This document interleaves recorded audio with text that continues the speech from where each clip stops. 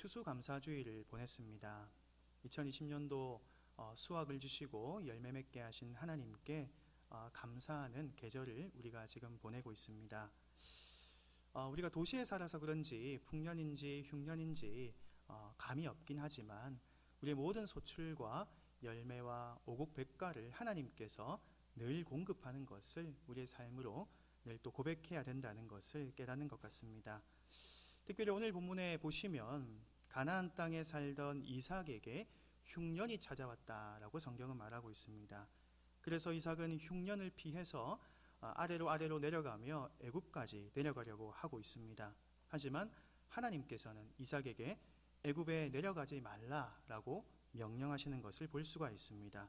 2절 말씀을 같이 한번 읽어보겠습니다. 여호와께서 이삭에게 나타나 이르시되 애굽으로 내려가지 말고 내가 내게 지시하는 땅에 거주하라. 하나님께서는 애굽으로 내려가지 말고 하나님이 지시하는 땅에 거주하라라고 말씀하십니다. 그 지시하는 땅이 어디일까요?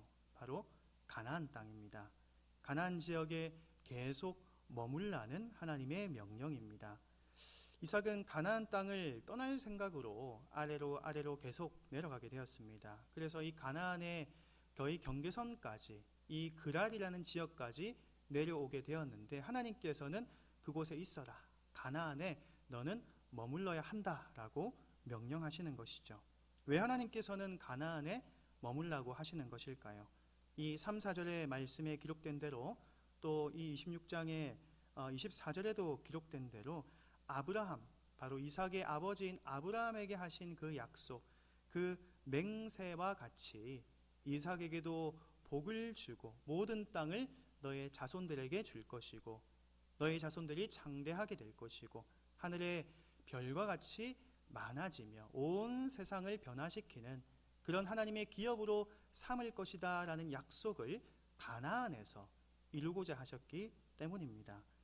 비록 지금 가나안이 부패해 있고 또 죄악된 부분이 많이 나타나 있는 도시이지만 동시에 하나님께서는 그곳에서 하나님의 일을 행하시고자 아브라함에게 약속하셨고 맹세하셨기에 바로 이삭에게 거기에 머물러 있어라 라고 하는 것입니다. 당시에 이삭이 가려고 했던 그 애굽의 문명은 가나안보다 훨씬 더 뛰어난 문명이었습니다. 더욱 발달되어 있었습니다. 그런데 하나님께서는 애굽에서 역사를 일으키지 아니하시고 가나안 땅을 무대로 삼으시기를 원하십니다. 그 가나안 땅에서 하나님의 사람을 부르시고 또한 하나님의 방법으로 그 가나안 땅에서 일을 행하고자 하시는 것이죠. 표면적으로는 흉년이 들었습니다. 가나안에 흉년이 들었습니다. 하지만 여전히 하나님의 약속의 땅인 것은 변함이 없는 것입니다. 이삭은 이에 어떠한 반응을 보였습니까? 5절 6절의 기록처럼 아브라함과 같이 아버지 아브라함과 같이 하나님의 말씀에 순종했다라고 성경은 말하고 있습니다. 우리 5절 6절 말씀 같이 한번 읽도록 하겠습니다. 이는 아브라함이 내 말을 순종하고 내 명령과 내 계명과 내 율례와 내 법도를 지켰음이라 하시니라. 이삭이 그랄에 거주하였더니. 6절은 아주 간단하게 말합니다. 이삭이 가나안 그랄에 거주하였다라고 말씀합니다. 생각해 보시기 바랍니다. 하나님께서 아브라함을 부르실 때에 고향과 친척과 친족을 떠나서 내가 원하는 그 땅으로 가라라고 하셨을 때 아브라함은 바로 채비를 차려서 그 긴 여행을 떠나게 됩니다. 하나님 말씀하실 때 순종하여서 아브라함은 떠났습니다. 이삭은 어떻습니까? 하나님이 멈추라, 그곳에 있으라, 머물라 하시니까 애굽으로 내려가다가 딱 멈춥니다. 그래서 이 그랄 지역에 머물고 있습니다. 너무나도 닮아 있지 않습니까?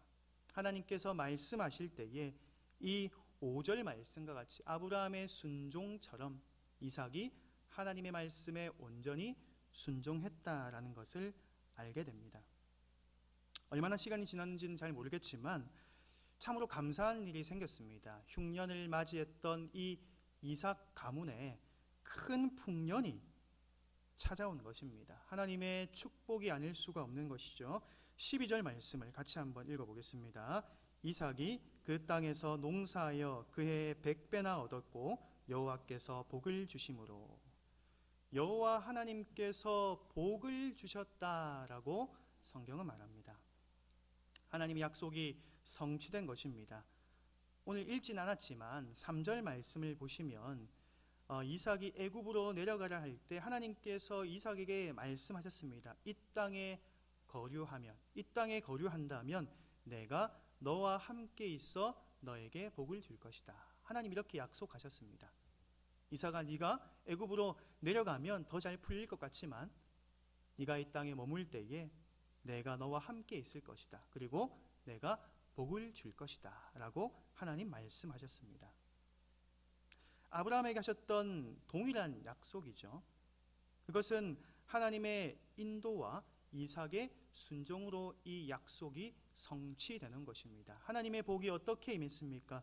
큰 흉년이 찾아와서 먹을 것 입을 것이 없는 그때에 하나님 너와 함께 하겠다, 내가 복 주겠다 라는 그 약속이 하나님의 인도하심과 또한 이삭의 순종으로 성취되는 것을 볼 수가 있습니다.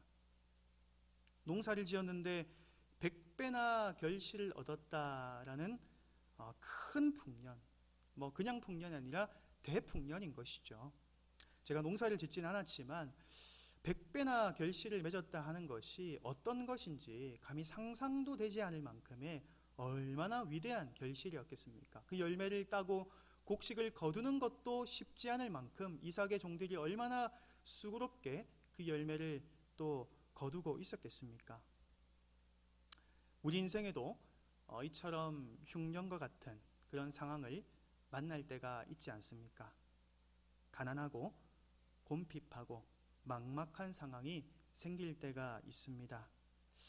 우리는 그 흉년의 시기에 바로 하나님의 약속, 하나님이 맹세하신 것을 붙들어야 합니다. 당장의 미래가 두렵고 상식적으로 볼 때에 충분히 미래가 의심스럽고 두려울 수 있습니다. 하지만 하나님께서는 결국 약속하신 바를 못 지키시는 능력 없으신 분이 아니시고 또 그 말씀하신 바를 이행하지 아니하시는, 시건하지 않고 거짓말하지 아니하시는 신실하신 하나님이심을 우리는 온전히 믿어야 할 것입니다. 그래서 우리에게 요구되어지는 것은 하나님의 약속을 믿는 믿음입니다. 아브라함의 하나님이 어떻게 이삭의 하나님이 될 수 있었겠습니까? 그것은 하나님의 신실하심과 또 이삭은 그 아버지의 하나님을 온전히 신뢰하고 의지하고 믿었기 때문에 바로 아브라함의 하나님이 이삭의 하나님이 될 수가 있는 것입니다. 신실하신 하나님은 이삭의 이 믿음을 귀하게 여기셨습니다. 하나님 약속하신 것을 성취하시고 큰 풍년을 주십니다. 그런데 오늘 이야기가 여기서 끝나면 참 좋겠지만 마치 영화처럼 꼭 문제가 생기지 않습니까? 악역이 등장하고 꼭 주인공에게 문제가 생겨서 그 주인공이 어떻게 풀어나가는지가 보통 영화의 그런 스토리이지 않습니까? 오늘 이 창세기 26장은 참 영화와 같이 스펙타클한 오르락내리락하는 이야기가 전개되고 있죠. 이삭이 100배의 소출을 얻었을 때에 그것을 시기하는 사람들이 있습니다. 그래서 이삭을 괴롭히며 그것들을 못살게 구는 것이죠. 이삭에게 다시 쉽지 않은 고난이 찾아오게 됩니다. 우리 13절, 14절, 15절 말씀, 3절 말씀 읽도록 하겠습니다. 그 사람이 장대하고 왕성하여 마침내 거부가 되어 양과 소가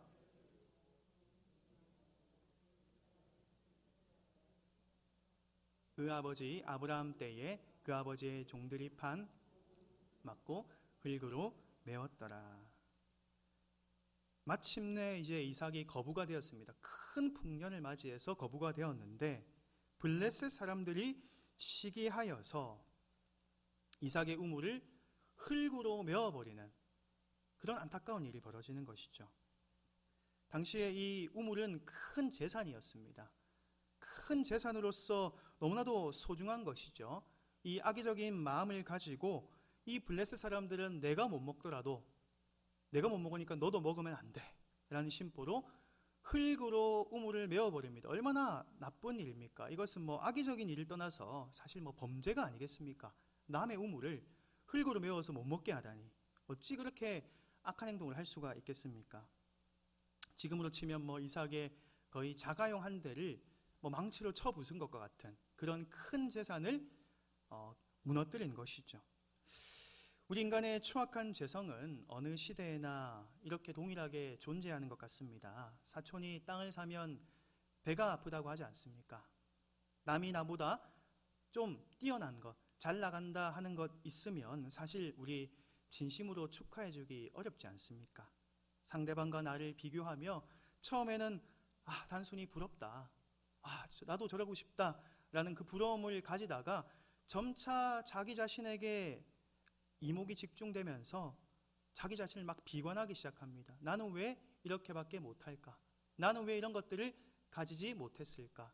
나는 왜 이런 것들이 연약할까? 자신을 비관하면서 그 부정적인 감정이 다른 사람에게 막 드러내기도 하고 또한 전가시키기도 하는 것이죠. 그 블레셋 사람들이 그랬던 것입니다. 이삭이 큰 수확을 얻으니까 시기심이 나는 것입니다. 나는 그러한 우물도 없고 그러한 양과 소와 떼가 없는데 너도 그렇게 잘 나가는 것이 결코 마음에 들지 않는 것이죠. 그래서 시기했고 괴롭힙니다. 그런데 이 대우를 당하는 이삭은 어떠한 모습을 보이고 있습니까? 그 부당한 대우를 받음에도 그 부당한 대우에 휘말리지 않습니다. 대응하지 않는 것입니다. 충분히 이삭은 그들과 대응할 수 있는 자원과 사람과 힘이 있었습니다.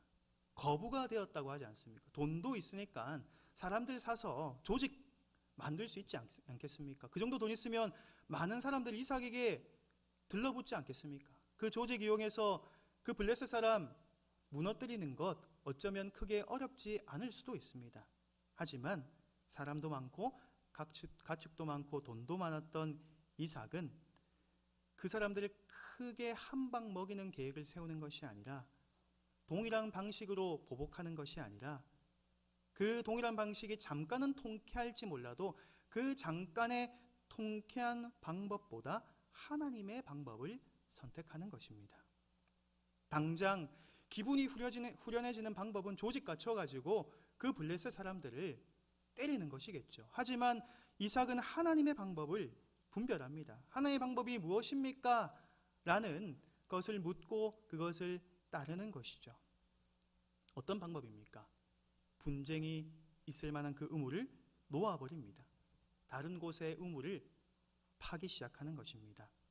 싸우면 우물을 얻을 수 있을 것입니다. 충분한 이삭은 그러한 능력과 힘이 있습니다. 하지만 더 소중한 것을 잃을 수 있기 때문에 이삭은 자리를 옮기고 더 소중한 것을 취하기 위해서 덜 소중한 것, 아니 우리가 시험에 들 수 있는 것을 놓아버린다는 것입니다.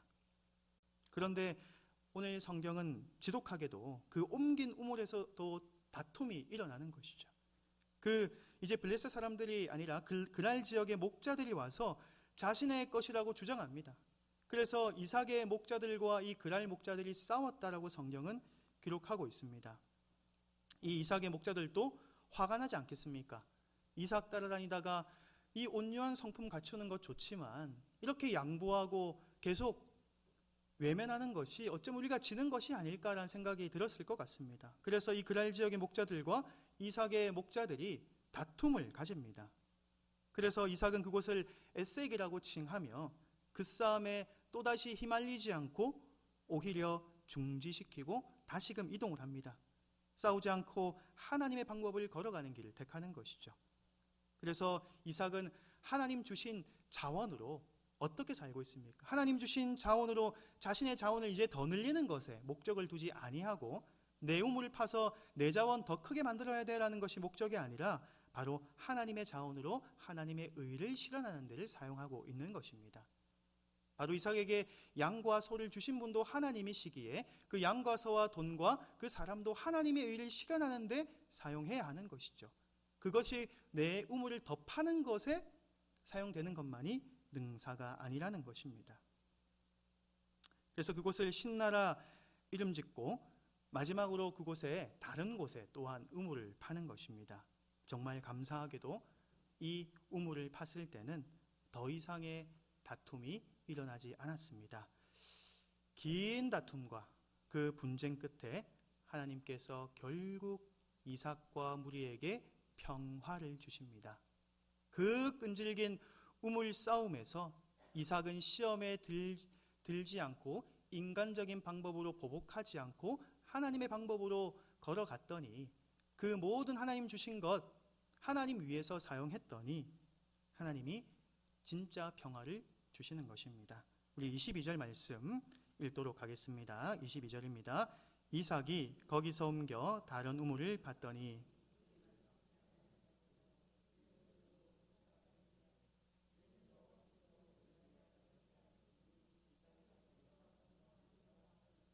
아멘. 하나님께서 이삭과 그 가족과 무리를 위하여 소산을 넓혀 주십니다. 르호봇, 이제는 넓어진다는 것입니다. 땅을 넓혀 주십니다. 통을 키워 주시고 사이즈를 키워 주십니다. 사실 그 소산, 그 토지가 넓어졌음을 말하는 것인데 저는 이것이 이삭의 신앙과 마음이 넓어진 것으로도 이렇게 치환할 수 있다고 생각을 합니다. 이삭이 좁은 데서 작디 작은 사람이 아니었지 않습니까? 통이 작은 사람이 아니라 통이 큰 사람이었습니다. 온유한 사람이었고 그 부드러움이 그 강한 것을 이길 수 있는 사람이었습니다. 하나님 넓혀 주셨습니다. 이삭을 더욱더 그 지경과 마음과 신앙을 넓혀 주시는 은혜를 이삭은 경험하고 있습니다. 이제는 분쟁이 사라지고 평화가 찾아왔습니다. 사랑하는 성도 여러분, 우리가 사는 이 세상도 비슷하지 않습니까? 이 한정적인 자원 안에서 더 많은 재화를 획득하고자 끊임없이 경쟁하고 치열하게 살아가야 하는 인생이 아니겠습니까? 얼마나 이 경쟁의식이 치열합니까? 어릴 때부터 정말 이 어린이집부터 경쟁하는 것이 아니겠습니까? 문제는 이 가운데, 이 끊임없는 경쟁사회 가운데 우리 인간이 내가 조금 더 가지기 위해서, 조금 더 넓음을 파기 위해서 남을 해하기도 하고 불의한 방법을 가지고 상대방을 공경에 빠뜨리기도 한다라는 것입니다. 이러한 현실에서 우리 그리스도인들에게 무엇이 요구되어지는 것입니까? 이 치열한 경쟁 사회 속에서도 서로 불신하는 그 분위기 가운데서 시기하고 분쟁하고 또 불의가 만연한 이 세상 가운데서 우리가 그 잘못된 것을 분별할 수 있는 하나님의 지혜를 가져야 한다는 것입니다. 화평의 눈을 가져야 한다는 것입니다. 세속적인 욕심을 추구하는 것이 아니라 상대방을 해치는 불의함을 서슴없이 저지르는 것이 아니라 바로 이 이삭이 가진 화평을 추구하시는 성도님들 되시길 주님의 이름으로 축복합니다. 이 화평은 바로 하나님의 마음입니다. 이삭의 마음이기 이전에 바로 하나님의 성품이고 하나님의 마음입니다. 고린도전서 13장 11절은 이렇게 말씀합니다. 우리 하나님을 어떻게 말씀합니까? 하반절에 보시면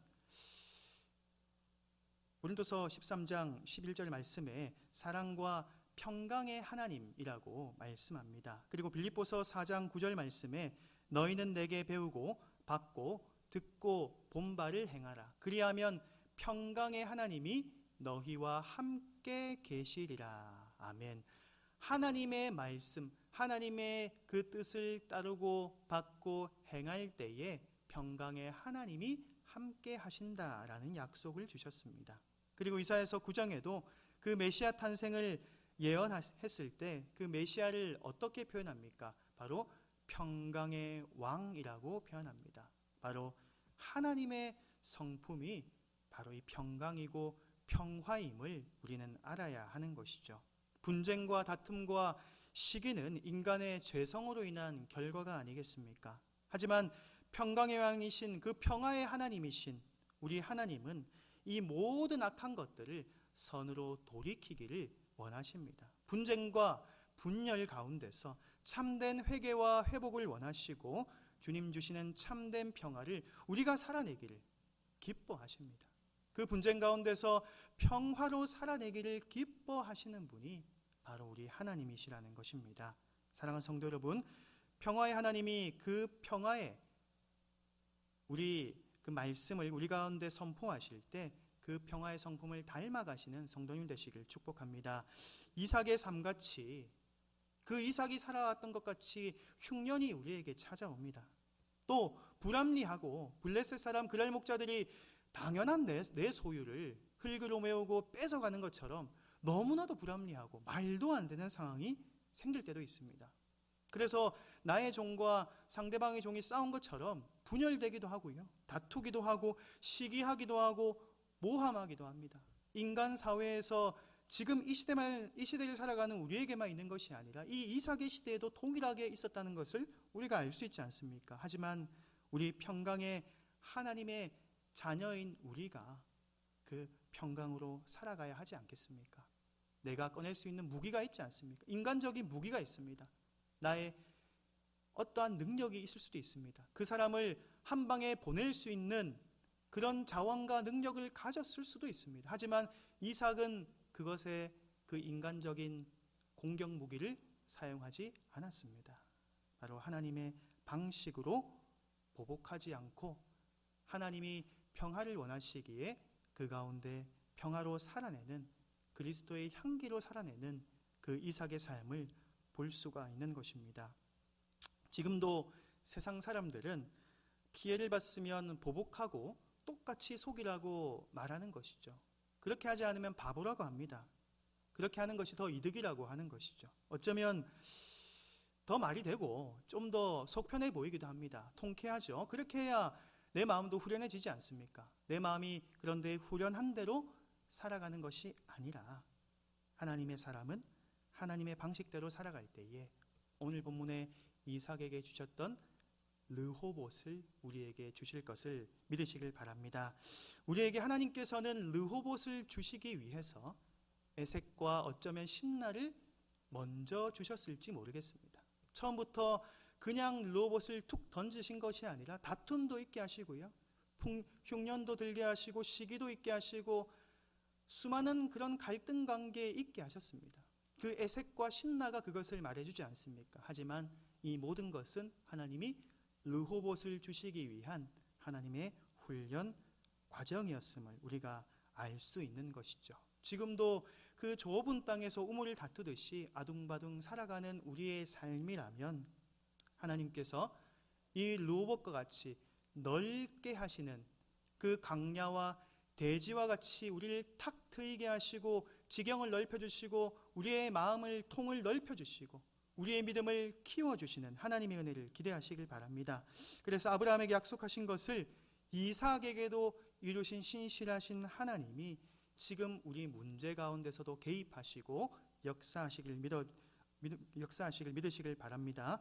말씀을 맺도록 하겠습니다. 이 삶의 여러 가지 고난과 역경 중에서도 하나님의 방법으로 우리가 살아갈 때에 이 이삭이 드러낸 화평과 또한 그리스도께서 우리에게 보이신 그 참 화평과 인내와 사랑으로 그 분열과 분쟁을 다 덮어버리는, 그 분쟁과 시기를 덮어버리는 넓은 르호봇과 같은 그런 귀한 장전중앙교회 성도님들 되시길 주님의 이름으로 축복합니다.